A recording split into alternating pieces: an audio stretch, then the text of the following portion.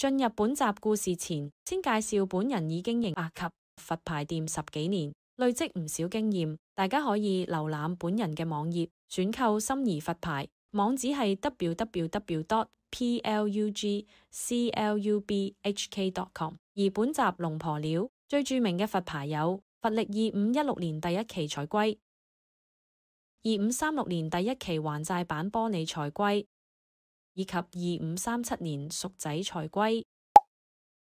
某一日清晨，龍婆鳥沿住鄉間小徑外出化緣，陽光灑喺鄉間嘅稻田上，一片祥和嘅景象。然而，就喺佢穿過一片林間小路時，一群盜匪突然從樹叢中衝咗出嚟。佢哋手持刀劍，將龍婆鳥同埋幾名村民團團圍住。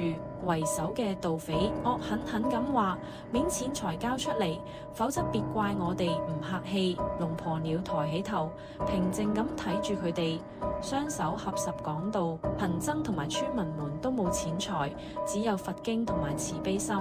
如果你哋願意傾聽，我可以為你哋誦經，祈願你哋嘅心靈獲得平靜。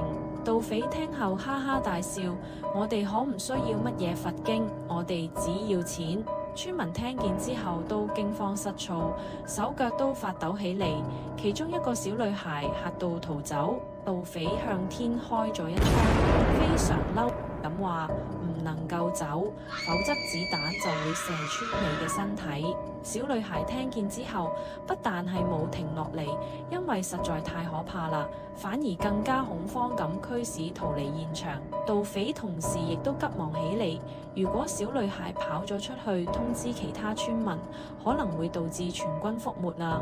於是就開咗一槍，其他村民聽到槍聲響起咗，因擔心小女孩中槍後嘅慘況而大哭起嚟。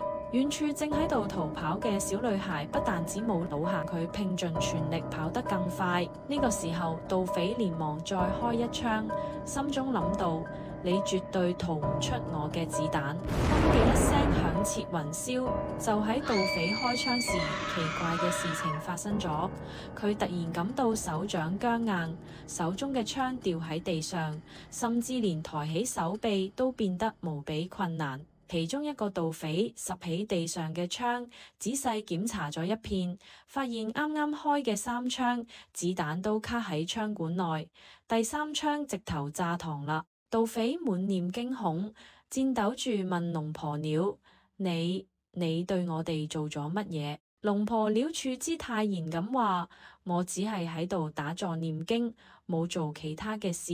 盜匪跪喺地上，連連磕頭，懇求龍婆鳥饒恕佢哋。龍婆鳥為佢哋念咗一段佛經，然後講到：放下貪念，先至能夠揾到真正嘅自由。